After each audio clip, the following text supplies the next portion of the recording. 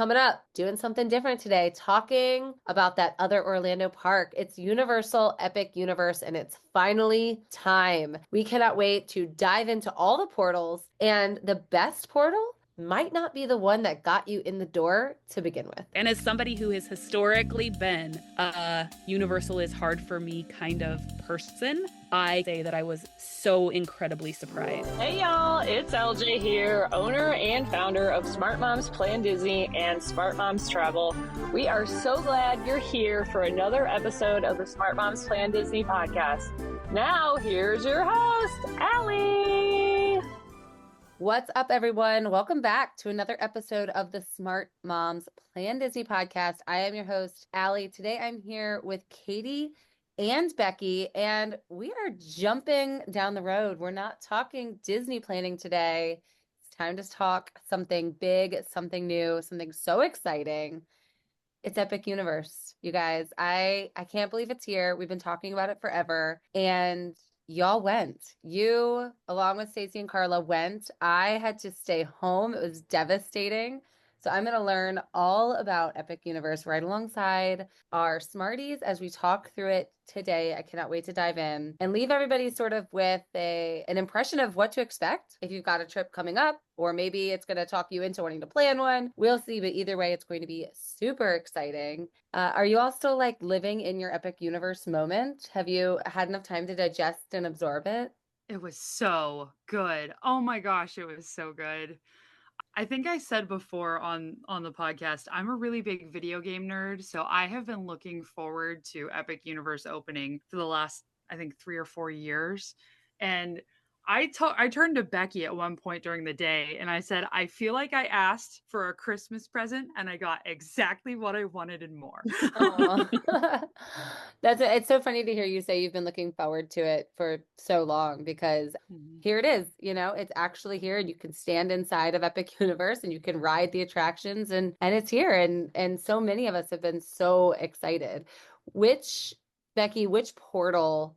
And we're going to dive in and really talk about what the portals are. So for any Smarties that aren't kind of familiar yet with the layout and what Epic Universe is all about, we're going to really dive in and explain it. But before we even do that, Becki, which portal were you most excited about? For me, it was How to Train Your Dragon. My family loves that series. In particular, my oldest, Macy, always been so connected to Toothless. Like, Toothless is just kind of a special spot in her heart, and she's kind of a lone soldier in so many ways, like the depth of her knowledge about How to Train Your Dragon.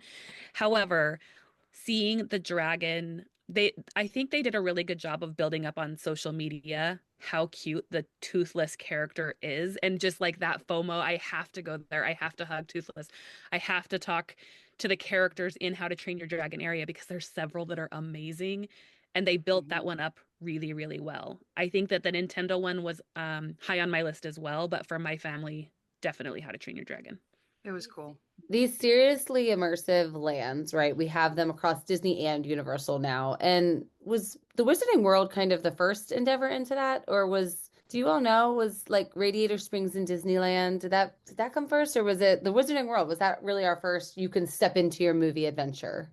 I feel like, honestly, Universal Studios as a whole, Universal Studios Hollywood, I would say, kind of planted the seed of writing the movie, right? Like, creating this, I'm immersed. I'm like, when you go on that backlot tour in Universal Hollywood, there is nothing like going through the actual set that that those actors were filming right there. Yeah.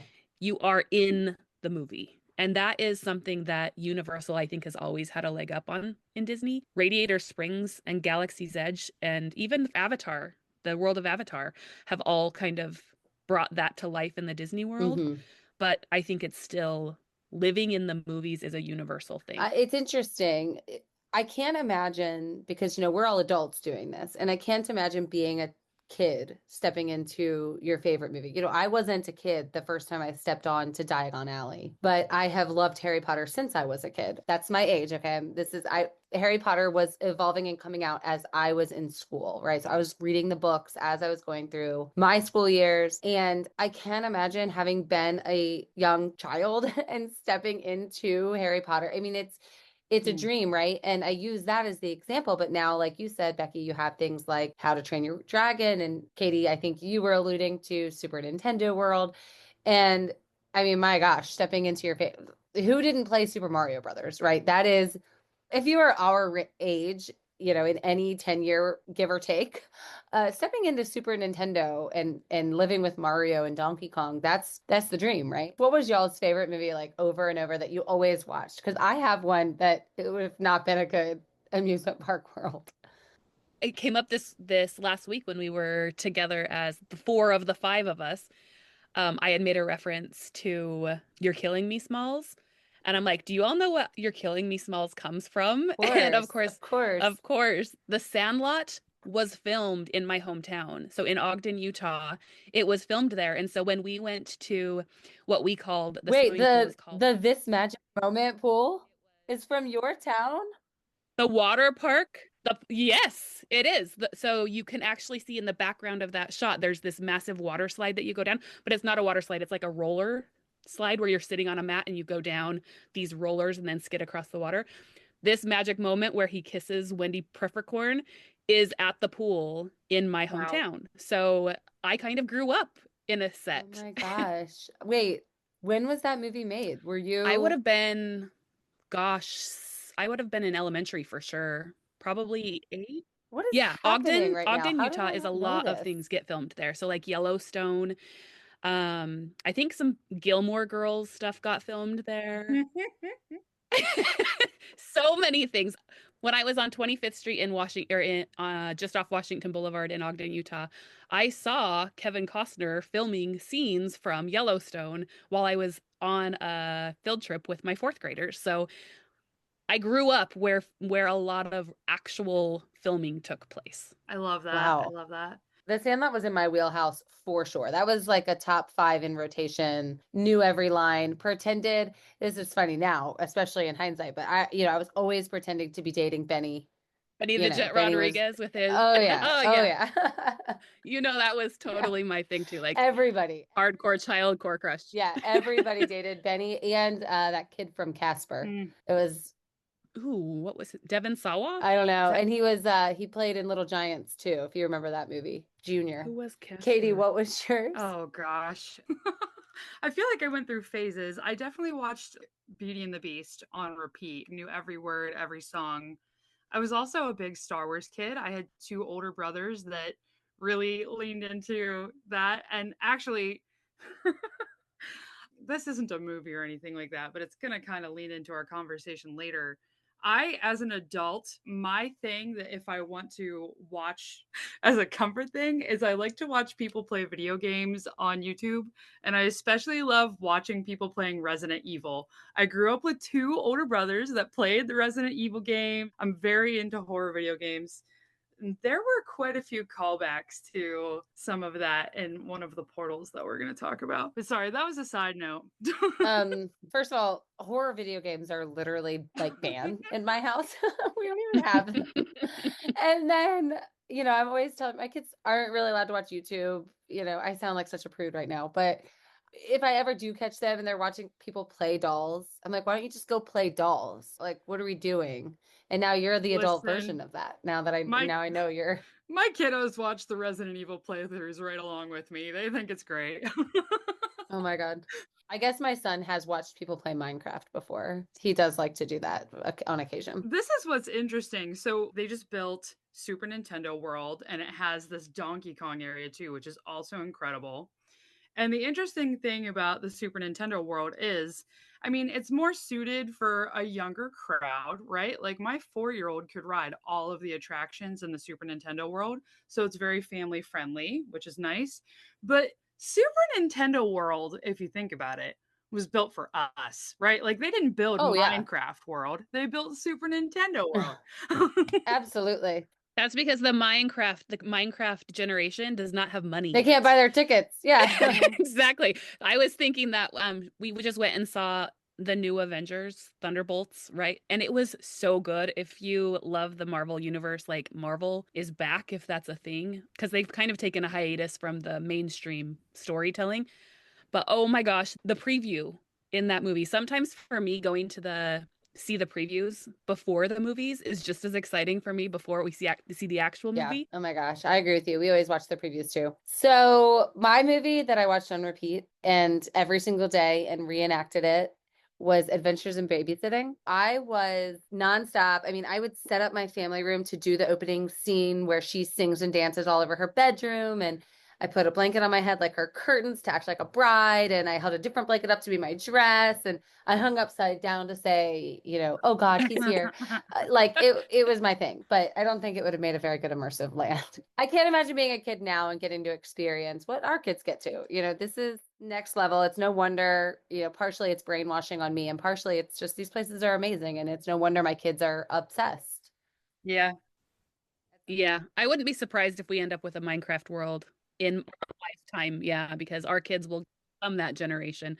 And you've seen some of the videos of these kids seeing the Minecraft movie. Like it's becoming an experience. Like it's not just sit and watch a movie. It's kind of insanity, actually. Yep, exactly. So all right, I'm excited. We are going to talk Epic Universe today. We're going to break down how this park is built, what it means, how you experience it, and really talk about each element within each portal so you kind of can know what to expect on your vacation. This episode of the Smart Moms Plan Disney podcast is brought to you by BabyQuip, the #1 baby gear rental service across the US, Canada, and beyond. There is nothing more difficult for my family with 3 young kiddos than when we are traveling. We're just out of rhythm without our things. We just feel out of step and our kids feel off. It can make our vacation feel so much more stressful than it needs to. With a wide range of baby and toddler equipment available, including cribs, strollers, car seats, toys, and more, BabyQuip helps give us some of that normalcy that our kids crave and we need as parents when we are away from home. When they're happy, we're happy. And by using local quality providers that are often moms, dads, and grandparents just like us and you smarties that are listening today, BabyQuip makes sure that you are working with somebody who understands the needs of your family firsthand. If you need it, they have it. All products follow strict cleanliness and safety protocols and are also insured to give you that extra peace of mind that you need to really enjoy your vacation. With convenient delivery to your location, whether it's a home, a hotel, a vacation rental, wherever you're calling, home away from home, they've got you covered. BabyQuip is available in over 1,500 cities, making it accessible. So whether you're heading to Disney World, Disneyland, or another travel destination, BabyQuip will be there for you. With their easy-to-use online platform, you don't have to stress about getting your products. Head to babyquip.com. Use code SMPOD, that's SMPOD, to get $30 off of any order of $150 or more. That's babyquip.com. Pack light, travel happy. All right, at Epic Universe, the park is a really new type of design, right? I mean, obviously with other Universal parks and with Disney parks, you have different lands or areas, to explore and experience, and things are themed off of wherever you are in the park, right? This kind of leveled that up in a new way. Is that a fair way to explain that? Leveled up is exactly right. It is designed where you have sort of, what is that opening? What is the area that you walk into when you get to the park? What is that called? So that's called Celestial Park. And my original thought on this was going to feel a little bit Disneylandish with a hub and then spokes kind of going out into lands. But since then, I've kind of decided it's not really a hub. It's almost like a central park where you walk through it because you could actually come in from both ends. If you're staying at Helios. Thank you. If you're staying at Helios, you can actually come straight in from one end of the park where there's a beautiful welcome statue that's going to help you feel welcoming into the park. And then everyone else who's parking or coming in through shuttle or the main entrance is going to have that similar experience, but from the other end. And in between those two portals is amazing, beautiful waterways, walkways, a couple rides. Awesomeness. It's truly breathtaking. It is incredibly breathtaking. Every part of Celestial Park is beautiful. Like you just want to soak it in. You walk in and you truly feel like I'm here, I've arrived. Is that fair? Yeah. So Epic Universe, for all of our smarties listening, right now it's in early previews, right? So with the Smart Moms Plan Disney podcast, we got some early access, got to go in, experience it. 4 out of 5 of us co-hosts and podcast team members were there. And it's opening to the public May 22nd. So vacations are already open for booking. I'm sure a lot of our smarties already have those taken care of. And if you don't, well, you got to get with one of us to help make that happen. So when you're in Celestial Park, you can see literal portals, right? Where it looks like when I enter this, the way, and tell me if this is wrong, because I haven't stood there yet, but the way I envision it is kind of like in The Nightmare Before Christmas. You know how he's standing in the forest and he's looking at all the trees. It's like, oh, I want to go into this tree. What is this tree? You know what I'm talking about? That feels accurate. Yes. I don't know that it's necessarily it's a pretty big space. So when I was thinking like Central Park, you could have two people in Central Park and you would have no idea that you are both there because it's such a massive space. If you are up at the top where the main entrance is coming in, you're quite a ways away from somebody who's back towards the portal that would take you into Dark Universe or the Wizarding World of Harry Potter area. So from within Celestial Park, you can enter the other 4 portals. Those are Super Nintendo World, Dark Universe, the Wizarding World of Harry Potter, the Ministry of Magic, and How to Train Your Dragon, Isle of Berk. Those are the 4 portals that you can choose to enter. Did they leave room to add more portals? Or does it seem pretty final? You know, there is a large construction area over sort of kind of back by where the Dark Universe is that they probably could add something else. Interesting. I'm just wondering, are 4 portals always what we're going to be working with here, or is there always a chance for more? Let me just say, I get that there's 4 portals because there's 4 themed lands, but don't underestimate Celestial Park. If I could... Well, we won't. Yeah. We're going to grade them all. I think most people are sort of just treating it as like the main hub, and I feel like I could spend my whole day just hanging out in Celestial Park. It's truly beautiful. We're not going to fly right over it. So what we're going to do is we're going to talk about each of these portals, including Celestial Park. We're going to rate them like a critic would rate a movie because, as we've already said, Universal does best is feeling like you're stepping inside, riding and experiencing your favorite films. We're going to rate them like movies, just like a critic would, and come out on the other end kind of understanding how each of these portals will relate to you, your family, and the experience you're looking for. And we're going to start, Katie, you'll be very happy with Celestial Park because it is what greets you. So we've already established it's a very large, very welcoming, and beautiful space. The categories in which we're going to be rating these things are rides, food, characters, family friendliness, and interactive and immersive, how interactive and immersive it is. With that, the Stardust Racers, those are massive roller coasters, right? Yeah, I love that you actually said roller coasters because it is 2 roller coasters, but it is 1 roller coaster. You're standing it's in one line. ride that races, right? Mm-hmm. Yeah, and it races every single time, which is actually unique in its own right because Universal has had a racing coaster before back in the day. It's since been gone. But they never really raced in the way that these coasters race. You literally load, you literally start, you are side by side crossing each other at the exact same time every single ride, which is freaking awesome. Does the same train win every time? You know, I don't even know who won. We were just glad to be alive. So glad that we experienced this. I would say that I did notice that our train won both times. And you're not massive like trains ahead. You are literally like coming in. It's nose neck and neck nose the whole time. Yeah. Yes. Oh, that is so fun. Yeah, we have a racing coaster here in our local amusement park, and it's so fun. But when I was little, it always raced. And now today, it's just kind of load and go, and they're not always neck and neck. So I can't wait to experience that.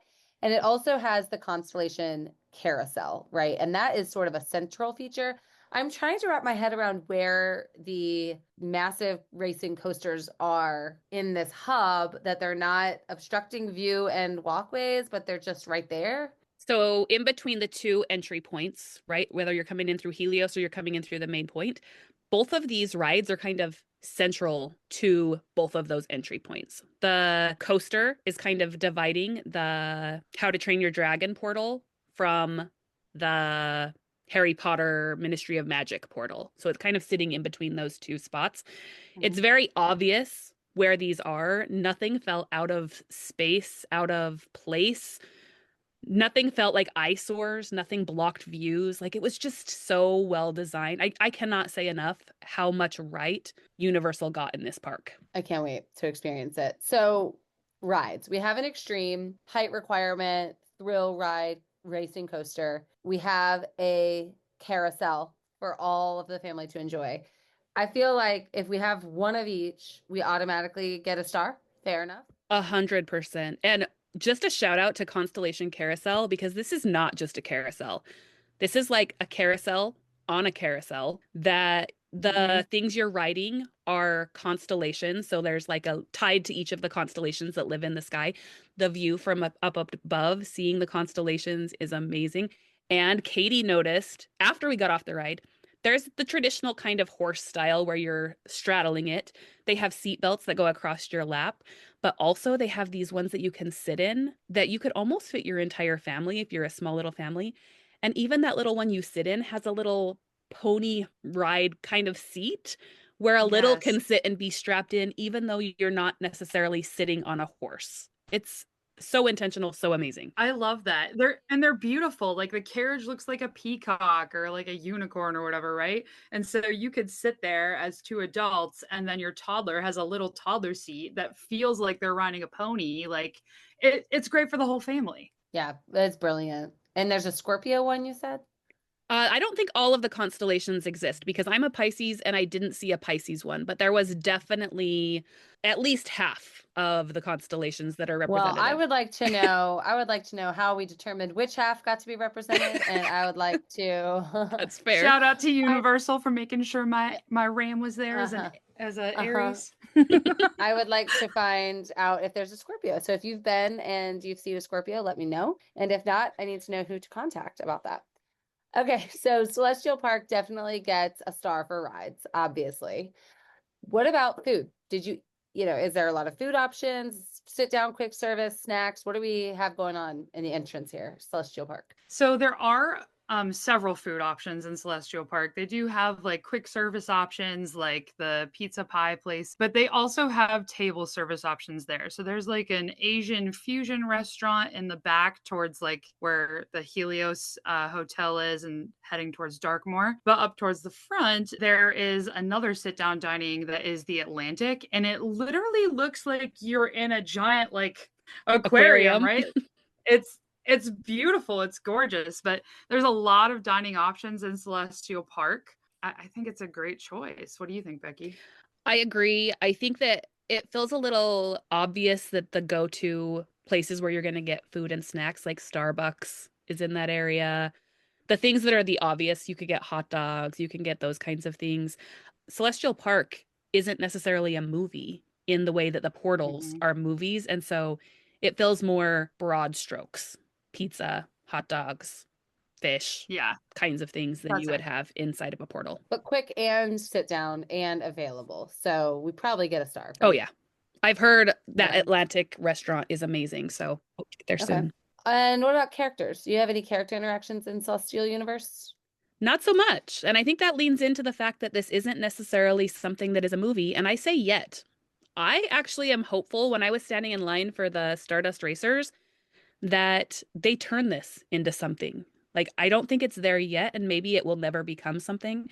However, Katie was jamming with this electric violinist. And so they Oh, he do was so have good. they have people that are there and entertaining you, but they are definitely not characters. He was dressed so sharp. He looked like he belonged in the land, and his violin was this like white, very angular. It was great. It was amazing. I loved it, but he's not a character. Right. Yeah. But I think that leans into family friendliness, right? We already talked about how we have a wide range of food and attractions available for kids of all ages within your family. It's beautiful. You can spend a lot of time there. There are entertainers. So, in terms of family friendliness, this is the welcome hub. So, it gets a star for family friendly, right? Oh, absolutely. And there are fountains and things to help entertain your kids. It's almost like Hubgrass meets Las Vegas Bellagio water show. There is Mhm. so much going on, and it's a completely different experience if you're there during daytime versus there at nighttime. Just so much greatness happening in this area. All right. Mhm. I'm loving hearing this point of view, right? I'm living with the Smarties right now, just kind of learning about this firsthand interaction. And I did not realize that the Welcome Hub was going to be such a hang, such a cool hang. What about its immersiveness? We already said the fountains are immersive. You feel like you're stepping into something special. So Katie's dancing with an electric violinist. Lots of Yeah. opportunity to interact and immerse yourself to start your day. Does that feel fair? Yes. What I love about Celestial Park, like sometimes we get these blue sky ideas of what a park is going to look like. And by the time the park comes to fruition, we're like, oh, someone had to make some budget cuts here, right? And Yeah. it doesn't look exactly like what you hoped. Celestial Park looks exactly like what I hoped it would be. I'm getting chills just talking about it right now. It is literally that beautiful. It's very immersive. Love it, love it, love I it. have a question. I feel like people start and this feels like a really big, like you need hours upon hours upon hours to experience this park. Like I feel like you could spend an Mhm. entire day just in one portal. Do a lot of people just blow through Celestial Park and hit up a portal? Or do you come back to Celestial Park after you've been to a portal? Or do you think a lot more people will, I'm here, I'm gonna chill with Celestial Park, and then I'm gonna get to my portals? Like, what is the rhythm that people are approaching? If I could explain how people treat Celestial Park, you know how sometimes you go to the pantry and you're trying to decide what you want to eat, but you're snacking on the cookies while you're picking what you want to eat? That's what Celestial Park feels like to me because it's sort of like the fun between the fun, right? You may say, first up on our list is we need to go hit Battle at the Ministry at Harry Potter. And then you decide, but we're going to go to Isle of Berk after that. And you're like, well, in between we could hit Celestial Park with the Stardust Racers. It feels like a bonus to me. Yeah. Interesting. Okay. So it gets all the stars except for characters because it's not really leading into anything that we've seen or experienced before. So I think that's fair. Becky's keeping track here on our little sheet. I want to go to Dark Universe first for our first Woohoo! portal. Oh my gosh. Oh, I We are did. I'm so so excited. excited. Look at this. I didn't expect Yes. this reaction. You know what? Here as somebody who hasn't been, and as somebody who obviously we talk about Disney mostly on this, right? Here was my worry about Dark Universe, and then I'm excited to hear your perspectives. We know in the coming years we're going to get a villains area in Disney World. Those are like the dark characters I can't wait to see. When I go into Dark Universe, who am I meeting? What am I experiencing? And why is it better Oh, than what I'm so excited about? I can't even take it with a villains area. It's so good. here's the thing though, and we talked about this specifically while standing in line for one of the rides, is we hope that people do not compare Dark Universe to our villains land that we're getting in Disney because they are two very different things. The Disney villains are not universal horror. Those are it's like comparing Mickey's Not So Scary Halloween Party to Halloween Horror Nights. That's a great way to put it. That's exactly what I wanted to hear. That's what I wanted you to Yes. say. And I am so not. I was gonna tease and say, like in Disneyland, when you're choosing in the interactive quiz you take, it's do you eat lunch with nice people or do you eat nice people for lunch? I am not an eat nice people for lunch kind of person. I am like kindness and love and rainbows and unicorns. Oh my gosh, Dark Universe blew my mind. So good. And oh, it's so good. I actually happened to watch the movie Frankenstein, the 1931 movie. So old. It's almost 100 years at this point. It's only an hour long. If you have teenagers or up, or you're going as an adult trip, watch that 1 hour movie because it gives you so much context for what's happening in the land. And wow, they did right by this. It is so good. Interesting. So it's leaning way more into horror and not necessarily scary elements. This isn't a straight up comparison. So that's actually super helpful for me. And I think my kids would like it. The rides there, I've talked at length about how Guardians of the Galaxy is my absolute 100% beacon of everything ride. And there's something similar located in Dark Universe, is there not? Sort of. Kind of. We thought that was going to kind of be there. So Curse of the Werewolf is a roller coaster that spins. And I think pretty much everyone that was in line was like, is this going to spin the way that Guardian spins? And it does not. And I just want to be clear. I'm not meaning to draw comparisons between these two locations. I'm just trying to give smarties that haven't been there, but maybe have been to Disney, something tangible to see. By no means do I intend to compare, but that's interesting that you just said other people in line were also drawing that same conclusion. So the spinning in this Curse of the Werewolf roller coaster, this is very much a traditional roller coaster in that you're not like having a story told as you're riding the coaster so much. In fact, Katie and I specifically talked about the theming of this, that this feels like maybe this was a missed opportunity because there's not a lot of lore or storytelling happening. There's definitely theming happening, but it's not something that feels familiar, if I dare say it like Yes, that all way. throughout the queue, all throughout like the ride too, and even at the end of the ride, I feel like they had a story to tell, but it didn't land with me. Like I wanted to know more about that story. Yeah. Interesting. And then the other, so we have the Curse of the Werewolf, which is the big coaster, right? Yeah, I don't know that I would say the big coaster in this park is definitely Stardust Racers. Curse of the Werewolf is a big coaster and it's fun. There's little elements like that you're heading over a hill and you don't quite make it, so maybe you have to go backwards to where you were and then get reshot up the hill again. Like there's fun elements and you have some free spinning that's happening more based on like the weight of where your weight in your car is sitting because you're back to back 4 people sitting in one rotating car. We balanced well. We didn't spin much, but the people behind us, they were spinning like they could have fallen off the track. I think they were spinning so fast. Oh Full yeah. circular rotations all the way around. Nonstop. Yes. Like teacup spinning over and over and over. No If you control. have You have no three control people in over your that car, spinning. you will be spinning like crazy. Oh gosh. I might throw up for sure. Monsters Unchained Oh boy. is the other attraction here, right? Frankenstein Experience. Yes, very screen heavy, but very immersive. Here's what I have to add because our friend Stacy was so nervous because you've heard her on the podcast. Screen rides do not do well for her. She thought about clear until we were getting on the ride. Should I even be doing this? Is this going to wreck me? I was sitting next to her on this ride. Brave.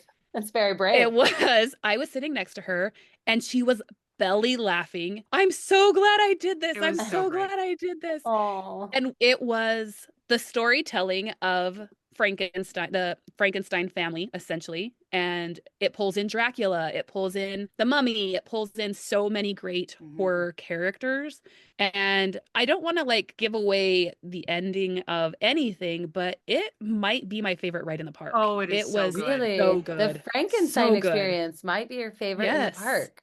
Completely blew me away. Yeah, completely surprised that good. me. The storytelling is incredible. It's incredible. And that's present all throughout the land too. It's present in like the bar you visit to go get your drinks. And then, you know, the bride of Frankenstein's going to interact with you and be like, hey, if you drink that, you're going to turn into a monster. Like the storytelling is incredible. Don't you all feel like storytelling may have been the area where Universal was lacking just a hair, like in general? Yeah, I think in a lot of areas, for instance, in Islands of Adventure, one of Universal's other, the Marvel area is just sad. Yeah. Like, let Disney do it because they're going to do it better kind of thing. Yeah, that's what I'm saying. Like, I think a lot of missed opportunity for storytelling across Universal in general until now. And of course, I take the Wizarding World of Harry Potter out of that completely because those are masterpieces, right? Areas of parks. But I'm happy to hear that every area of this park is just stepped up. So obviously, best ride in the whole park. You're giving a star to the rides. What about the food? Katie, you just briefly mentioned a bar. Bride of Frankenstein is your bartender? That would have been cool. She's not your bartender. That would have been really cool. There are a few places that you can enjoy food and drinks in this land. So they have Das Steakhouse, which is, it's like quick service, but you go sit at your table and order and they deliver it to your table. Burgers, chicken, things like that. But everything has a dark spin on it, okay? Like, don't think this is your regular, you know, burger. They also have the Burning Blade Tavern, which is that windmill that catches on fire. So you can order snacks and drinks there. And that's where the bar is. And it's pretty incredible. What was that drink that you had ordered, Becki? Monochrome something. It is the drink that apparently turned the Invisible Man invisible. And so I was carrying it around. It's in like a beaker, like a scientific beaker. And it's actually not an alcoholic drink. I don't know if they have an alcoholic version, but it was just Sprite and some added flavors. And you're just carrying around this beaker. And when we were meeting the Bride of Frankenstein, she's like, is that your friend over there holding that drink? Does she know that that's what turned my friend, the Invisible Man, invisible kind of idea? Like so much fun happening there. However, when we were at this tavern, we ordered basically everything on the menu. They have these cheese bites that look disgusting, but were amazing. When you left Celestial, you started in Celestial Park, is that right? Yes. And which portal did you go to first? Nintendo. Did you go to this one second? No, we went to Isle of Berk. Listen, second. hold the phone. So Hold by the time you got here, you're starving. Let me just say, we hopped all over the park, and this was a learning moment of, plan how to strategize geographically better than what we did that day. Yeah, because we were actually jumping around, because if you're staying at a Universal resort, you get in early. We had an hour in the park before the rest of the population that was coming in got to experience, and not all portals are open for early entry. So we were kind of having to go to what was open. Oh, interesting. Okay. So by the time you get here, you're starving. Not We really, ate because everywhere. we ate in everywhere we went. It was perfect. It was great. Yes, but we everything did. we ate and drank was fabulous. Okay. So, and I love to hear that the food and drink were themed dark, darkly, scarily, with a dark spin. Literally everything in Darkmoor is dark. You go to the bathroom and the entire stall, the toilet, everything is black. Everything is black. It is all dark. The cheese bites look like they're burnt pieces of coal, but they are heavenly delicious. I feel like you're going to need such, I don't know the right word for it, but you spend like 2 hours in this dark space and it probably feels all consuming. And then you like are in jumping with Mario and it's right. Like it's such a contrast. What a head spin. By the end of the day, you probably do need a beaker with a real drink in it.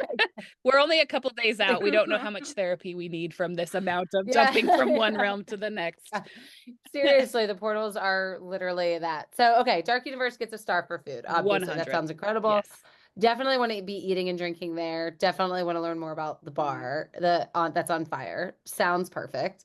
And you've already talked about the Bride of Frankenstein. Are you meeting other people there as well? Or yes. like who else are they walking around? Are they lines? What's the interaction like? Both. The Invisible Man was walking around that you could kind of get photos and stuff with him, and he's looking sneaky, hiding in doorways and stuff. They had Igor, who is Dr. Frankenstein's helper, assistant guy. He's really quirky. He was interacting with a lot of people, carrying around his bag with all of his instruments and stuff. Okay, so here near my house, we have something at Halloween, like most amusement parks have, where, it becomes haunted houses and they have monsters that follow you and scare you and jump out in front of you and try to pump adrenaline. Is it scary like that? Like, are the characters trying to be scary and frightening and get your adrenaline pumping, or are they more calming and fun? It's definitely more fun interactions. No one's there to jump scare you, but they are there for your entertainment, to interact with and have questions and conversations for them. And they are very good at the conversations that they carry on in their storytelling. Okay.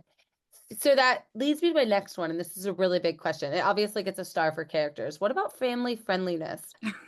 Are your kids going to have nightmares if you go to Dark Universe? Potentially. I would not recommend taking, your kids best. Mm-hmm. If your kids can handle horror movies, we're not talking like Saw and psychological thrillers from current days. We're talking like looking back at historical, Frankenstein, The Invisible Man, like those old classic horrors. If your kids can handle that, they could go there, but I would not ever tell somebody to take their littles to this area. So it's a skip if you have babies and toddlers. If you have teenagers, 9-year-olds and up, maybe, like adrenaline, kids that can hear. I feel like that's fair. My kids ride Tower of Terror, since they were 3, and that's kind of scary. Yeah. I would say know your kid because for Laker didn't really love that dark era, even a tween. I think he would be fine as a teenager. He would love it now. But until he was probably 12, it probably would have given him nightmares, honestly. So know your kid. Scary enough to not subject a kiddo to that's sensitive to fear, to frightening things. Half a star for family friendly or no star. Some families have scare seekers. My kids are scare seekers and they would love it. They would absolutely love it. But I'm also willing to admit that my kids are probably in the minority there. So I think Becki said it best, like, know your kids. I do think, like, we saw plenty of 7, 8, 9-year-olds that were interacting with characters and riding rides and thinking it was exciting. But I think you have to know what your kid is going to enjoy. I personally would say that I don't think it's family friendly. I think that this is a PG-13 area of the park that you really need to be conscientious on what you're walking into with your kids. I still think find a way to get in there, even if you have littles, maybe send one parent to Celestial Park to ride the carousel with the kids while you take turns going in to see it because you need to see it. It's that amazing, but be very conscious. From what you're explaining, I'm feeling like Universal did its very best to make it as family friendly as possible and stay true to the nature of what it is. So it can be to a family that has kids that can handle the fear. Or a family that is teenagers and up. So yeah, Right, exactly. not all So I think it's a families. half a star. Yeah, It's I'm like good with a that. it's like a be careful what you do here because you may be paying for it with kids that have nightmares for a week. I had a nightmare last night, you guys. Like I was literally up sweating in the night. Like I don't need anything that's going to add to that. I certainly don't need my kids to have that. Yeah, But that's fair. I think half a star. Okay. And then obviously I think you already said it's extremely interactive and immersive. Mhm. So it gets a full star there. Characters, Yep. drinks, food. Yeah. Right. Absolutely. All right. You guys pick the portal we're going to go to next. Where do you want to talk about? I think I want to talk about How to Train Your Dragon. That's the right one. Yeah, because I think when we're talking about wanting to have kids involved, there are a couple places that kids are involved, and this is a place where kids are involved. It's so good. It is amazing. I have a question. If I have not seen any How to Train Your Dragon movies, will this land be a place I want to go? Will I enjoy it? Will I love it? Or do I need to make sure I watch these films before I go? That's a great question, and I think the answer is you will enjoy it more if you have the lore of the movie. And I would say the same thing for Dark Universe. If you've seen Frankenstein, you're going to enjoy it even more, but you are going to have an amazing time, Yep. whether you know that or not. Okay. Good to know. Talk to me about what we can do here. We're going to give it stars just like everything else. So we have the Fire Drill, the Hiccups Wing Gliders, and Dragon Racers Rally. All leaning into little kids? No. Not necessarily. What Not What necessarily. is big? Talk to me about these rides. So Fire Drill is a boat ride where you have free movement. You can move about the boat. It is kind of a splash zone where you're going through and shooting water cannons at targets. There's a little bit of getting wet involved with this, which is not always a bad thing in the Florida heat. So keeping that in mind. If you've been to Legoland and you went on the water ride in Legoland, then this is going to feel very familiar to that experience.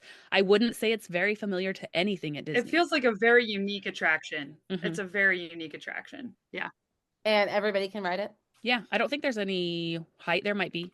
Katie, can you check that? Yeah, let me look. It is very much a family ride. It's intended for families to get on. No height restriction.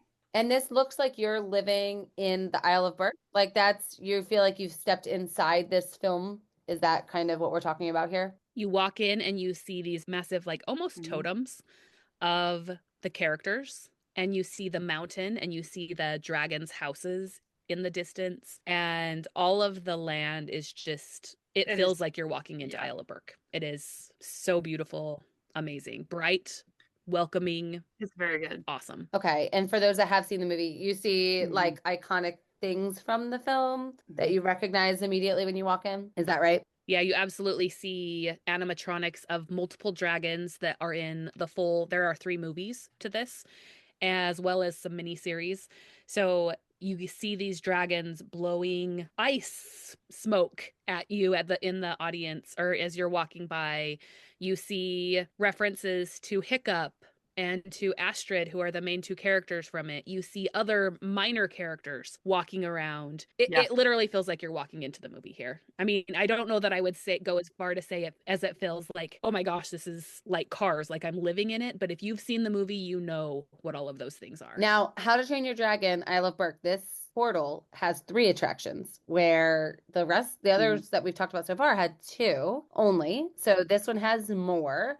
I think when people hear a number like 2 or 3, they may think that's low, but you have to remember we're talking about 2 to 3 attractions per portal times 5 portals/worlds, right? So that's actually a lot of attractions in the park as a whole. 3 inside How to Train Your Dragon, including some that span multiple different types of experiences that are unique to maybe just Universal in this area and things that feel familiar. That automatically makes me think this gets an absolute star for rides, right? Yes. It absolutely does. It absolutely does. And one of the things that I want to point out here, because historically, Universal has been a hard place for me because I'm a plus size mom. The rides in Universal Studios are not always size inclusive. However, they've done right here, because of the rides at Epic Universe, I was only not able to ride one of those. And that one was in How to Train Your Dragon. It was the Dragon Racers Rally. So the other 3 hosts went on it, and I went and explored the land otherwise. Still had an amazing time, but that was still one gap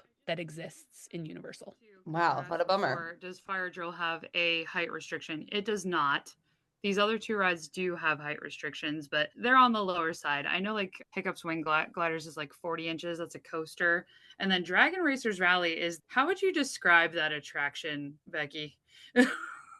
It is kind of, they're little flyers, like you're getting loaded and then you have wings that you're controlling, and it can spin you upside down, but you're just kind of a little Dumbo-ish, but on steroids and not inside of an individual car. Like, yeah, you're swinging on a pendulum, right? And you're in control of your flyer. I rode this, and I'll be honest with you, this was the ride I was most afraid of the entire day. You have to hold your wings steady in order to just rotate in a circle. We're doing this on easy mode. If you want to do this on hard mode, you're going to like move your wings around so that you are turning while you are also, going around in a circle. We're going to do a barrel Y'all are roll. giving me actual chills down my back. Like, I feel like that's going to make me absolutely extremely ill. Like that, I don't get sick on coasters or screens. The movement that you're describing right now, Katie, sounds like my nightmare. I consider myself a thrill junkie, but my hang up is I have to have a foot platform. I don't want to ride the swings. I don't want to ride anything that doesn't have a foot platform for me. That's my hang up. And I decided to brave it and ride this one. And you do have a moment where you get up in the air and then they unlock the option where you can like turn to do a barrel roll. And I like freaked. I was like, ah! it was bad. Oh my gosh. Swinging is the movement that's hard for me. So swinging, even just like on a swing set, swinging and circular swing, like I get very, very nauseous that way. So this feels like maybe a stay away for me. I would say it's a thrill ride for most people. It never had a high wait all throughout the day. I think the most it ever had was like a half hour. Just to keep it real here, because that's something that we do. We were standing in line. This was before I had done the test seat, and which they have great test seats for you to check. And they're even keeping them like, not you have to go in front of everybody and determine whether you can ride these things. However, we were standing in line, getting ready to go, and the worker came over and talked to one of his friends and said, this line is 45 minutes. You should come back in like a couple hours because this line's not going to be this line. So keep that in mind. If you want to ride it and it's more than the 30-minute wait, based on listening to the worker who was right there, it's not going to be a long wait all day. So come back later if needed. Don't prioritize it, especially when it has a long line. Okay. What about the food experiences in the Isle of Burke? Are we looking at standard fare here again? Or is there some really unique Isle of Burke options? We tried quite a bit here, and they have some really delicious cones that are like bread in the shape of a cone and then filled. Like I had a macaroni and cheese one that happened to have goldfish crackers, which was shout out to our goldfish cracker mac and cheese over in Epcot. But it was good. It was not great. Carla loved her like a rice bowl that she had, which was, I think she did a salmon bowl, if I remember right. Salmon. Mm-hmm. Yep. And then we also had Swedish meatballs and a fish cake thing that was delicious. We tried a lot, and it was... Let me temper the fish cake. You're making me... It's a fish-shaped mousse. So far, you guys are making me want to Okay, no. Listen, I actually think Isle of Burke... Do not ever say fish mousse again. Fish-shaped mousse. Isle of Burke, in my opinion, like we sat down to eat and I was like, oh, this is not standard theme park fare. I got steak over a bed of jasmine rice with mushrooms and it was just so good. It was very good. Like she said, Carla got the salmon version of it. Like it's very good food. It's high quality food in my opinion. And whenever you went to Mead Hall, which is where you had the Swedish meatballs and sweet potatoes and things like that. And the fish mousse. The fish mousse. Okay. It feels Okay. like a turkey leg. It feels like no. Turkey legs exist. We need to clarify this. I'm dying. So it looks like a giant goldfish cracker almost. Like it has an orange chocolate shell on it, but it's chocolate mousse in the shape of a fish. Okay, correct me if I'm wrong, because I already said I've not seen How to Train Your Dragon, but twice now in our food column we've mentioned goldfish crackers.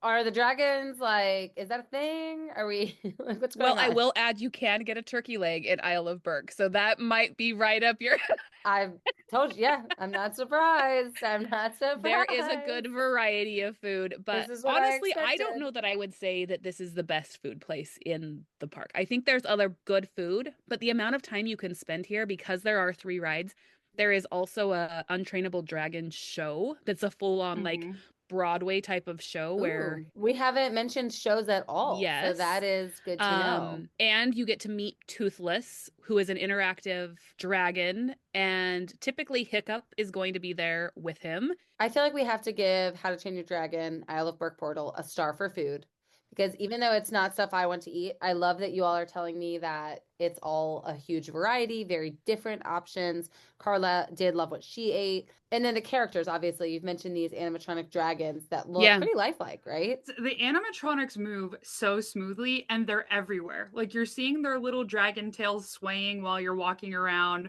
or like the ice breathing dragon and things like that. But they also have like little baby dragons that are hatching out of eggs and eating fish, and they're literally everywhere. So Stacy and I met Toothless because Stacy's granddaughter Fallon is really into Toothless right now. And they had the most wonderful character interaction with us.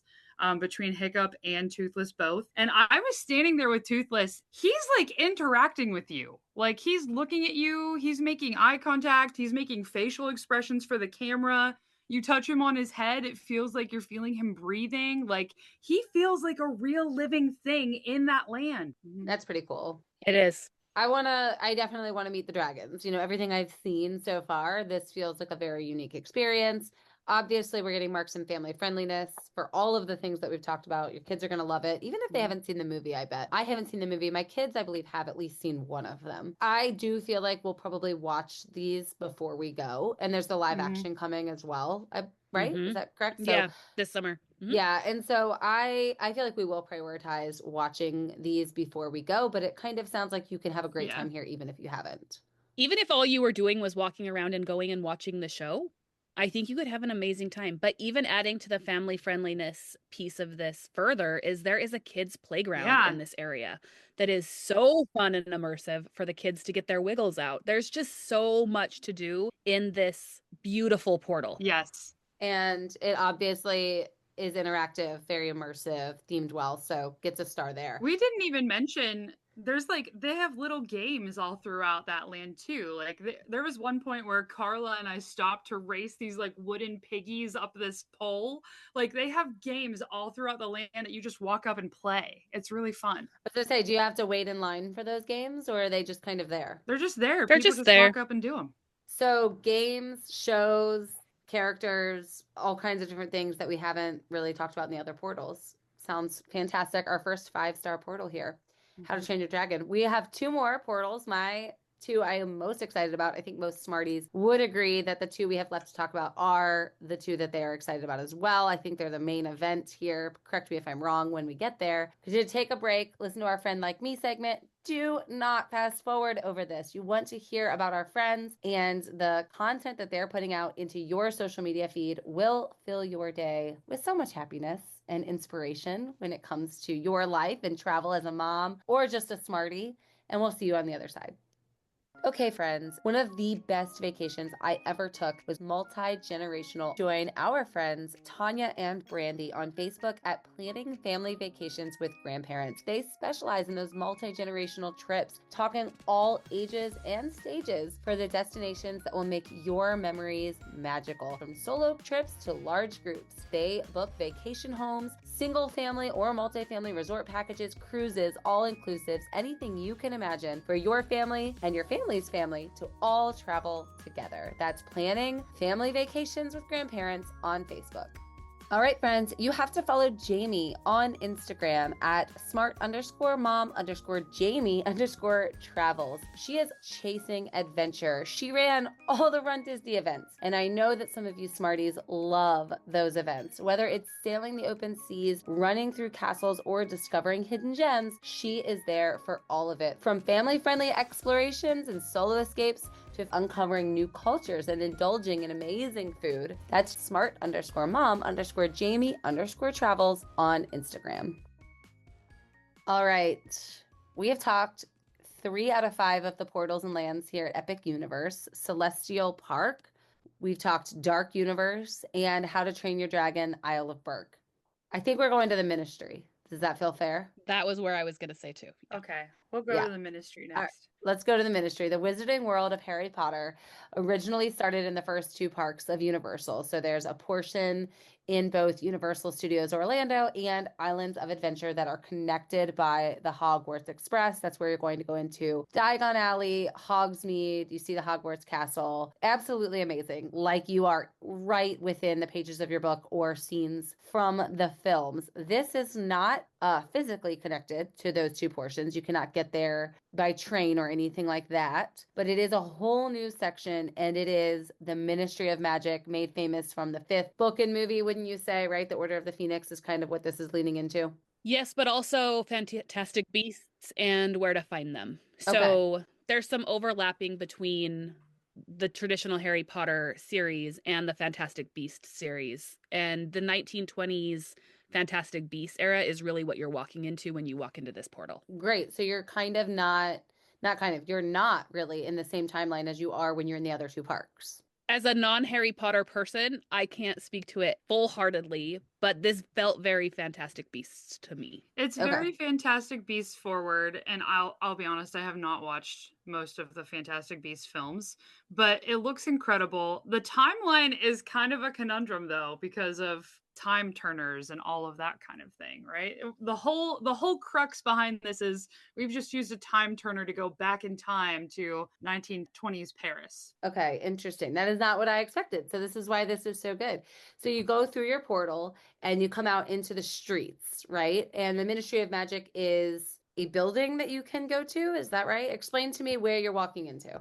You're walking into Paris. Like, having been to Paris, it feels like I'm walking in Paris. It is gorgeous. And it is honestly like this massive space. It is sky high buildings. Like, you do not really see outside of the portal at all here, which is unique to some of the other portals because that's a thing. Oh, you can see portals from within portals? Not necessarily. That just, you know how Disney does a really, really good job of when you're in something, that's what you see, that's it. Yes. This and the Nintendo both very, very much get this right, but there's some other things that you can kind of see across the horizon. So nothing that's gonna ruin the experience, but That's this is interesting. full on. You are walking in the streets of Paris in 1920s. That is what this walking in feels like. It's very good. I am getting chills again just thinking about it. Like, it's incredibly good. Is a Harry Potter lover going to love it as much as they love Diagon Alley? Yes, absolutely. Okay, that's great. That's good. I mean, that's good because honestly, this is Becki. You said you're not a Harry Potter lover. I do really, really love Harry Potter. I've read the series a few times. I have not, however, taken a dive into Fantastic Beasts, and so you saying that has me a little anxious. Will I like it as much? Will I get as much out of it? But you're saying, yes, I will. And the attraction that's there, Ministry of Magic, Harry Potter, and the Battle at the Ministry, that is not in the Fantastic Beasts timeline, right? Because it does involve Harry. Right. So we're using the time turner again. See? So Got you. you're Okay. walking into the Metro Flu, right? So we've seen those flu stations in the Harry Potter films where it's like green fire engulfs you and then you end up somewhere else. You have that exact experience whenever you walk through the Metro Flu. Like, this, it erupts in green smoke and you're there. And to take in the Ministry of Magic, it is huge. It is awe-inspiring. Again, I'm getting chills just thinking about it. Like, it's incredible. Everything about it is incredible. You have the moving portraits. You have the newspapers are there. Like, it is so immersive. It's crazy. And this particular ride that we're talking about, which is the Harry Potter and the Battle of the Ministry, the queue is just as much a part of the experience as it, like, you're getting in line and you start the experience, kind of like Rise of the Resistance, where it's an experience. That's what this is. You are in the experience the entire time from get-go through the end. So even though there's only one attraction within the Ministry of Magic, I still feel like it probably gets its star, right? Because it is such a show-stopping attraction and moment. Yes, because this is probably for most people the ride. Yep. Most people would probably say that this is the best ride. I have different reasons because I'm not a Harry Potter person, but wow, is this an experience? It's a very unique attraction. It's not like anything else I've ever been on. You're basically in like an omnidirectional, what do you want to call it? Elevator? Elevator. Yeah, elevator. Yeah. Like you're moving through the Ministry of Magic like you would see Harry Potter do in the films. Like it goes all kinds of different directions. It's very interesting. Okay. It feels like to me, as a Disney loving non Harry Potter person, it feels like Tower of Terror seating meets Rise of the Resistance experience. Like several different types of rides had a baby. You're hitting all of my buzzwords. I want to. Yes. Yeah. It's like all of them had a baby and created this ride, and it is amazing. Okay. It's very good. How crowded was this portal? Probably gonna go wait for a good while. Okay. Yeah, I kind of anticipated that. That's what I assumed would be the case. I think this is one of the more anticipated portals and attractions that most people are excited about. Gonna give it that star. What about the food? Is it French cuisine? Are you eating like crepes on the sidewalk and pommes frites? Like, what do we have going on? Butterbeer. Yeah, butterbeer. That's like what I don't think that we're like far off from what you would experience otherwise. None of the Wizarding World of Harry Potter places have ever pulled my taste buds for any specific reason other than butterbeer. So that's kind of where I'm sitting in this as well. It didn't really change my mind about the food of the Wizarding World. Okay. What about Yeah. you, Katie? Anything great? So there are 2 restaurants there in the Ministry of Magic area. I'm gonna completely butcher the pronunciations. Le Goblet Noir and Cafe. Oh God, Cafe L'Air de la Sereine. I don't even I have no idea I what did you just not said. take French. Okay. Anyway, yes, there are food offerings there, and they have French options. It's like a quick service kind of thing, and they also have like the candy store and stuff. The candy store is so whimsical. I loved the candy store. I always love the Harry Potter candy stores, but it's incredible. Did we really eat in that land though? I mean, no. Nothing. No, I looked at the offerings and was like, nothing's pulling me there that I need to go try. We can't necessarily say that there isn't amazing things there because butterbeer is the extent. Can we give it a half a star since you get like the butterbeer experience? Like, can we really call it bad? No, I'm not ready to I call don't it think bad. we can call it bad. Yeah. No. So let's give it a half a star. I'm comfortable with a half. Okay. Yeah. What about characters? Like, this is always a hard one, right? Like, who are you meeting? Are there people you're interacting with, or is it mostly the venues that are immersive? It is mostly the venue that is immersive. We did see a magician woman, and she was sort of training a kid who had bought a wand how to interact with the windows, and she was dressed for that 1920s French kind of thing. So there are people themed to the land that are there. Would you call that a star for interactive and immersiveness, though? Yeah, I would say that that's a more interactive element than a character element. Would you agree, Becki? I think the familiarity of characters are mostly just in the rides. Yeah. You're not going to necessarily go and interact with characters. You'll see characters that are familiar, but only if you're going through the ride. I think that's fair. So we're going to leave that off, but we're going to give it a star for interactive and immersive, and then family friendly as well, right? I mean, kids can get their wands, Katie just mentioned, and do magic and become a wizard there within the ministry and on the streets. Yeah. Yeah, I think that's fair. I mean, I'm thinking about it now. Coming in, we were walking in, and Katie, remember there was one of the people who was sitting there with the little platypus monster thing on her shoulder. Mm-hmm. But again, I don't think you walk in there and you think, oh my gosh, I'm going to meet the Harry Potter characters. Exactly, right. Which was never the intent of the land either. I don't want to set people up to feel like it's a disappointing thing. It's much more about going into the wizarding world than it is about experiencing the people within the wizarding world. I think that's a fair way to represent it. It's almost like you yourself are a wizard and you're not stepping into somebody else's wizarding experience, but kind of creating and mapping out your own. Mm-hmm. Mm-hmm. Correct. And the interactiveness with the wands, you still get that same feeling of getting to go make magic happen for yourself, and your kids can do it. There's so much goodness in that aspect for sure. Okay. Mm-hmm. Love that idea. Do we want to give it a half a star for characters or no? I mean, you talk about the people with the things on its shoulder, and I think it could get a half star, sure. And just looking at that score we just gave it, and I just feel like that can't be fair. So let's give it that. That feels a little bit more justifiable. All right, and that's going to take us to our very last portal, Super Nintendo World. Do you think that everybody just plows through Celestial Park and runs to Super Nintendo World, or is that just what I think it is in my mind? Nope, that's pretty accurate. Everybody is storming Super Nintendo World. You're going to be following the crowds. Yeah, the Yeah. crowds are headed there. Yeah. So many people have been hyped for Super Nintendo World, and they're calling it more like Super Mario World. And I have to say, the Donkey Kong area of this portal is not to be understated because it stole my heart. The theming is just so like spot on. The music is great. Like you are so immersed in the Donkey Kong area that I may have loved it more than the Super Nintendo area. As somebody that loved playing Nintendo growing up, I had an original Nintendo and then a Nintendo 64. I didn't have a Super Nintendo, but we had all of the main games and all of that. I loved Donkey Kong, like on my original Nintendo console. And I love the fact we're going to talk about this coaster, but the coaster, that was part of that Donkey Kong game. If you remember, you would ride and collect those bananas. I loved that. And I always felt like I was in a minority. Like I didn't think everybody else also loved that. Like we knew everybody loved Mario. I felt like in my friend group, I was the one who really loved Donkey Kong. So I'm excited about this this experience and that it's there and it's not just Mario, even though I am most excited for Mario. We're going to talk about the attractions. Obviously, there's Mario Kart Bowser's Challenge, which I do have a question about, Yoshi's Adventure, and the Mine Cart Madness. Mario Kart, nailed it or missed opportunity? Missed opportunity for me. That's my fear. Okay. I love this attraction. I love going into Bowser's Castle. Here's what I'll say about that ride.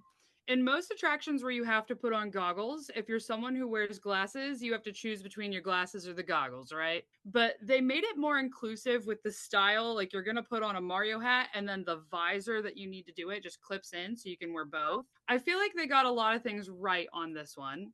I also think that they're using cutting edge technology in that you are going through a ride and the majority of what you're interacting with is just inside your goggles. So I feel like it's newer technology, but where I feel most people got lost is you start the ride and then it's just like, oh, I have to figure out what I'm doing. I have to figure out how to drive. I have to figure out how to shoot shells at things. But you do get to do that. You get to collect shells and you get to get, okay. And do you see do you see the tracks? Is there a Rainbow Road? Is there Toadstool, like Yoshi Beach? Like where am I driving? Am I Moo Cow Farm? There is Rainbow Road. I was so excited to see Rainbow Road. I will say Stacy hung in there so good for this being like a screen forward attraction. And the only part that she felt like she couldn't do was the Rainbow Road section. But towards the end of the ride, you're going to get a score just like you do on other attractions where you're competing against other people in your car. You're going to get a score. I did win for my car, by the way. But you're going to be like, you're going to be shooting Team Bowser, like the little coop up stuff. And you're going to be like collecting coins and things like that. It is really cool. Do you go fast? You don't really go fast. Not over fast. And that's where I feel like the opportunity kind of gets missed because Mario Kart is like, why are we not driving in go-karts? Like that's actually racing? So this is my thing is I'm like, you can make it virtual reality where you like pick your road even and everybody could be experiencing a different road and then actual go-karts where you're speeding and racing. That's what I anticipate. And that's what I was worried about missing. The other thing that I missed is I was probably halfway through the ride before I figured out the steering, shooting, you move your head to shoot higher, lower. And it is a heavy piece of equipment on your head that it does feel like you're naturally going to lower your head because it is not like a super light thing. But the visors are cute. The technology is really cool. But I honestly wish when I was getting off of it, I'm like, I wish I could go back on that and not wear the visor. Like, I just want to go and ride through this Mario Kart themed ride and not even do the experience of the shooter, because once I got halfway through I was like, oh my gosh, there is so much immersion and awesomeness in this ride that to me the shooting felt like a distraction from what I actually wanted to see in the ride. Yeah, and I'm trying not to poo-poo something I haven't done, right? Mario Kart is the game of my childhood. Mhm. And so I have an expectation of what I want it to be, and I'm worried it's not going to be the things I want it to be. And so I'm a little, I'm almost setting myself up to not like it. And I don't want to do that, but I know the things it's not, and that's where I'm kind of troubled. But then you also have Yoshi's Adventure, But which is a before really we little move on kid to ride, Yoshi, right? hold on. Before we move on to Yoshi, I do want to say, because Allie, you asked, like, can you do different tracks and things like that? Yes, you can do different racetracks on the Bowser Challenge ride. And if you have one of their little wearable wristbands that you can buy and play with the things throughout the land, it unlocks an additional track for you in that ride. So I wanted to mention that too. Okay. But if you want to talk about Yoshi's Adventure, okay, I'll say this is where I was disappointed. Becki and I rode together on Yoshi's Adventure. The queue is very cute. You feel like you're immersed in Yoshi's Island, Yoshi's Adventure, okay? You get in your little Yoshi. You have all of these great views of Super Nintendo World. The ride was so short. It was very short. And it's a little kid, like toddler thing, right? Yeah. It is, but it's even that I feel like they could have done better. You're getting a beautiful view. The highlight of this ride for me is the view you get of the Super Nintendo world. It Mhm. is gorgeous overview. You're hearing the music, you're seeing the things, but it's like this button game that you're supposed to be looking for eggs, but it doesn't really function in a functional way. Like, great, let your kids get in there and then they're going to push the eggs and they're going to light up, but it's not really doing anything. Like, it just Interesting. kind of felt like it was a missed opportunity to make something amazing for little kids here. Yeah. And it just felt like it missed the mark. What about Minecart Yeah. Madness? What about our Donkey Kong experience? The big hype here is that they have that really innovative track where it looks like you're on one track, but you're actually attached to a different track that's under that. So you can, jump the broken track just like DK does, in Diddy Kong, little Diddy Kong in his minecart or whatever. Yeah. I want Katie to talk about this, but I have to call out that I too feel like this Donkey Kong area is the heart of this area. It is a portal within a portal. Yeah. You actually go through a secondary portal to get to the Donkey Kong area. And there is a delicious treat that we had there while we were waiting in line for this ride. And then, Katie, I want you to talk about the ride, but gosh, this area is amazing. The Donkey Kong area is incredible. Like, you know how you would collect the letters of Kong to get like bonus in the game?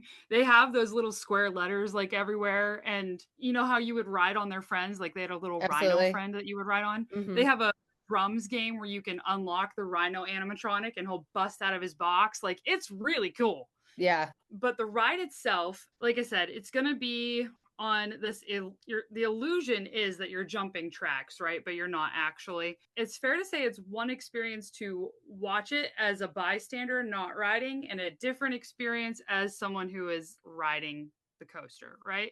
Interesting. I kind of anticipated that it would like speed up as you do the hurdle. Is that not kind of what happens? There's times where they slow down the vehicle where you're having a soundtrack playing while you're riding, and they want you to feel you just got shot out of a barrel cannon kind of thing, right? So speed is an element that plays into the immersiveness of that ride. I feel like that's fair to say. What do you think, Becki? I agree. My addition to this is I didn't really know what to expect other than I had seen how cool the track system was. And I was like, this is really innovative. I love that they're creating this skip the track kind of gap jumping by being creative and thinking outside of the box. However, going on the ride, I feel like that piece of it that I was super excited about felt more like visually apparent to people watching the ride than people actually riding the ride. Yep. It's not a high adrenaline coaster. It's very much immersive, seeing the scenes of the video game, all of those things. But I wouldn't say that. I don't even know that I would classify this as like a full-on coaster. I mean, it is, but it's not like, it's kind of like a Wild Mouse where you just have like one car is going at a time. It's not like a whole train of cars is going at a time. Does that make sense? Mm-hmm. Yeah, it does. Yeah. Okay, so it has 3 attractions. Some we feel like missed the mark, some nailed it, but either way, it does have 3 that are a range of who can ride them. So we get even though we wish we were the designers on Mario Kart, we still give it a ride. We still give it a ride star, right? oh yeah, For sure. you're gonna have a good time. There's been a picture of a DK. What is it? Is it an ice cream? What is this thing I've been seeing on everything? Yeah, that's Okay, what we had. I've seen it everywhere. It's banana ice cream. They put like toffee bits and some caramel popcorn on top. And the drink was it like a pineapple drink? Pineapple soda. It's a pineapple soda. Yeah. And it comes in a In it? waffle bowl. No, under it. Under it. It's really good. It's delicious. My go-to is like a cinnamon-based sweetness. That's what I really, really lean into and love. I always grab a churro, right? Like that's always my go-to snack in a theme park. I want a churro. For any Smart Moms travel agents listening today, the hidden Mickey will be churro. This sounds like it has familiar flavors like that, right? Like the sweetness of the toffee and the banana, right? It's kind of in the same wheelhouse. It is. It's very fruity forward. Okay. Yeah. All right. Fruity forward, not necessarily my thing. The banana and the pineapple. Sweet and savory, though. There is sweet and savory both happening in it. Yeah. All right. So what else is good to eat there? The Toadstool Cafe is adorable. There's a lot. It's going to be more traditional. Yeah, there's going to be more traditional theme park food here. Your kids are going to find something that they enjoy, of course. This is a common theme throughout all of Universal. And another thing that I think that they got right is there's not a lot of places to go stand in line to get your food. It's like, go sit down, order your food, we bring it to your table. Hello, Disney, please do this. Is there ever an issue finding a table? We didn't have an issue. We didn't have an issue except at the bar. The bar was the only place that we struggled. Do we get a star in Super Nintendo World? It sounds like we do for food. Yeah.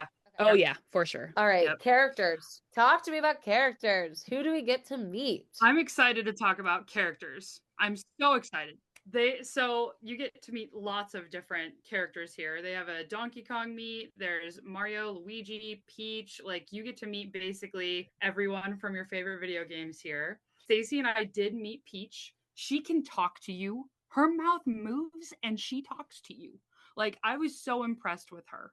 But I have to take a minute to say, I know Becki, you have the reputation of being the crier on our podcast. I walked into Super Nintendo World and I saw it and I cried.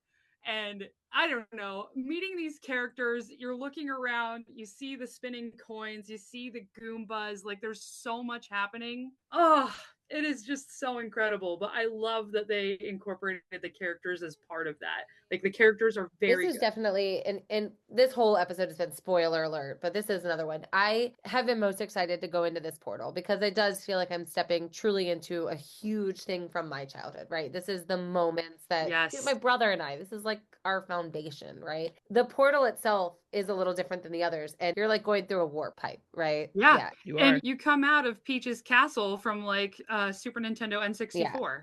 And they have like the paintings that you would jump in. They have those and they like move and everything. Mm-hmm. I mean, you're stepping right into your video game and then you are meeting the icons from your video game, right? Yes. 100%. Obviously, characters and family friendliness, they get stars for both, like without a doubt. Yes. I want to talk about the interactive and immersive nature of this, though, because I have seen some things that have me, even more than the rides themselves, just standing in Super Nintendo World, I think would be overwhelming in a positive way. Just feeling like you are down in the game. But you also have power-up bands. And this is something I have seen that I just think Universal got so stinking right. Mm-hmm. Collecting coins and hitting coin boxes. And in Mario, you know, when you're playing the game on Nintendo, that is such a moment to have it represented with a power-up band and you can actually go punch boxes. And I've seen that you can collect different stickers through mini games. I mean, I don't know if y'all played Mario Party, but mini games were another thing that kind of just built me.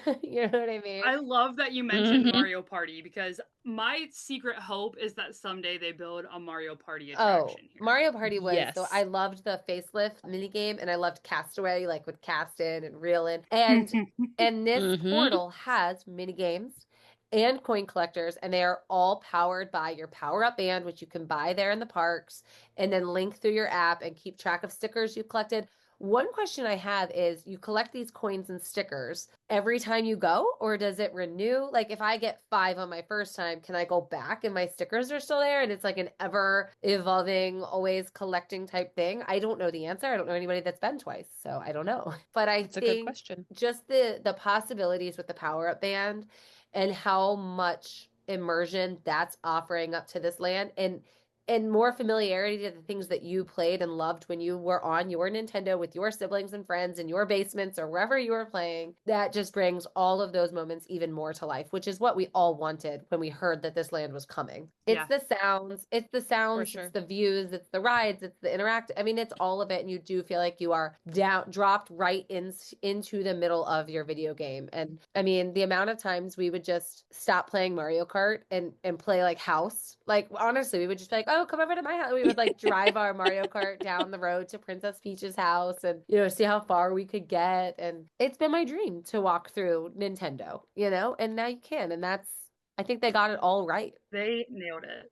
I just looked it up, fact checking, and it says that it does retain your information for your sequential trips. So that's pretty cool if you were going to go back for an additional trip. You actually said something that was very interesting to me, Aly, because you said it feels like it's going to be so overwhelming. And you said in the best ways. Mm-hmm. And I love this area. Everybody should go see this area. But for somebody who I am not high highs or low lows, I'm like little rolls in the middle of everything, where Katie is like, oh my gosh, this is amazing. I'm thinking like, oh my gosh, this is so much. It is a lot. It is a lot. It is a lot of to take in. noise. It is a lot of colors. It is amazing. And I'm so glad that I've done it. But wow, that is going to be somebody's amazingness, which is Katie. And I love that it exists for her. But I'm like, Universal Nintendo World, I think, gosh, I need a place to go to a quiet space Decompress afterward, yeah. And decompress after I leave this area of the it's park. All the things. It's the sights, the sounds,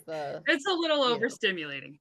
And Katie and I both talked about, not just Katie and I, Carla and Stacy as well, noticed something that Universal did here, which was a very interesting choice, was the number of stairs that they use throughout this park. Yeah. Not just in Nintendo World, but also in Harry Potter. And they have been very thoughtful, though, because there is plenty of elevators to get you around everywhere that you know. But be aware that stairs is something that you will be facing in all of these portals. Interesting. Mm-hmm. Epic Universe. Sounds epic, you guys. Universal nailed it. You're going to step into different worlds. You're going to have different experiences all in one day. You're going to go to dark places. You're going to go to colorful places, immersive places, thrilling places, scary places. I mean, you're going to see and do it all. And that is what an epic experience is all about. If you don't already have your trip planned, you got to get with a Smart Moms Plan Disney podcast team member. You can hook up with one of us in today's show notes, link in the bio. We want to help you get there. We've already helped a lot of families plan their trips to get there starting soon, and you can also. Let's review here each of our ratings that we gave out of 5 stars. Celestial Park, for all of the categories, remember we ranked rides, food, characters, family friendliness, and interactive and immersive nature. Celestial Park got 4 out of 5 stars. Dark Universe got 4.5 stars, only losing a little bit there for being a touch scary for little ones. How to Train Your Dragon, Isle of Berk got 5 stars, you guys. All the way around. Everyone's going to love it. Wizarding World of Harry Potter, The Ministry of Magic got 4 stars, just losing a little bit for variety in food and character experiences. But to be fair, it's not really what it's about. And for the things that you're going there for, you are going to love it. And Super Nintendo World, of course, 5 stars, perfect all around. Y'all, to build a park that is all 4 to 5 stars in every area and every corner that you can possibly explore is quite a feat. I don't know that we could say that for any other amusement park that we visit. You know, we're pretty critical of things. And this just feels like it is right all the way around. I can't wait to go myself. I'm so glad you all got to go. And I cannot wait to help more families get to go. Katie, what is your favorite area that we went to? You know, I really thought it was going to be Super Nintendo World, and gosh, is it close, but the Dark Universe was so stinking good. It was so good. I loved the Dark Universe. It was great. That was surprising then? You didn't expect that to be on your radar? I thought that I would probably like it because I have such a strong pull with like horror video games, but I didn't think it would be probably my favorite thing, and it's my favorite thing. What about you, Becki? What did you anticipate to be your favorite, and what was? I thought Nintendo World was going to be my favorite, and I think what I'm walking away from is Super Nintendo World is the draw, what gets you in the gate. And to me, How to Train Your Dragon, Isle of Berk I mean, I loved Dark Universe. And it probably, on any given day, I would say it's my favorite. Definitely my favorite ride. But the How to Train Your Dragon, that show is so fun. I feel like Universal got it right this time. I've always said that the characters at Universal Studios have felt like secondary characters. Like they just don't have Disney level magic. And they have that right here. The characters in How to Train Your Dragon area, the characters in the Dark Universe area, so incredibly good. And that we didn't really talk much about Hiccup's wing glider, but you get on that roller coaster and you see Toothless like push the lever to launch you on this roller coaster and the adrenaline, and then you stop on the roller coaster and it does some storytelling with hatching of dragon babies, and there's just so much goodness in this park. And as somebody who has historically been a Universal is hard for me kind of person, I am so incredibly surprised by everything that is Epic Sounds Universe. like they got it right with the immersion and storytelling, and you can go once and love it, but you're going to need to go back again and again to find little nuggets of things you probably are going to miss the first time around. I want to add too, being a parent of littles, like my kids are between the ages of 8 and 4, Epic Universe, I feel confident taking them there. Like most of the rides that have height restrictions are around 40 inches, right? So even my little can go ride almost everything. It is a very family friendly park, and I'm so happy that Universal is leaning more into that demographic of not necessarily babies and toddlers, but little kids. Love it. Can't wait to experience it myself. Gonna get it on the books for my family. Already have, actually. And we're gonna have the best time. I know it when we finally get to go. And that's gonna do it. Hey, if you enjoyed this episode of the Smart Moms Plan Disney podcast, where we jumped down the road and talked about Universal instead, please consider sharing it with your friends and family. Nothing helps us more than word of mouth. You leaving us a 5-star review, just like we gave Super Nintendo World, will help us continue to put out our show every single week so you can stay engaged, entertained, and informed as you venture to your theme park vacation planning mostly. So 5-star review wherever you're listening. Share this episode. We will be so grateful. That's going to do it for us on this episode of the Smart Moms Plan Disney podcast. And until next time, we'll see you real soon. Yeah, I was going to say. All right. Sorry. That's my alarm. I like that. No, you didn't freeze. Yes. No. All right.